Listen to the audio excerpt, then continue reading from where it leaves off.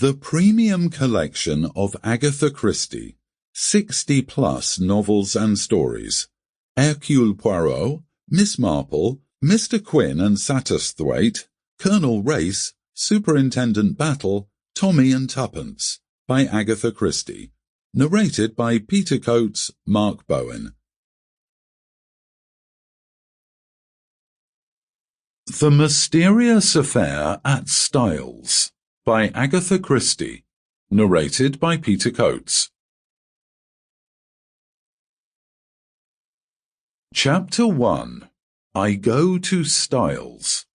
The intense interest aroused in the public by what was known at the time as the Styles case has now somewhat subsided. Nevertheless, in view of the worldwide notoriety which attended it, I have been asked, both by my friend Poirot and the family themselves, to write an account of the whole story. This, we trust, will effectually silence the sensational rumours which still persist. I will therefore briefly set down the circumstances which led to my being connected with the affair. I had been invalided home from the front, and after spending some months in a rather depressing convalescent home, was given a month's sick leave. Having no near relations or friends, I was trying to make up my mind what to do, when I ran across John Cavendish. I had seen very little of him for some years. Indeed, I had never known him particularly well. He was a good 15 years my senior, for one thing, though he hardly looked his 45 years.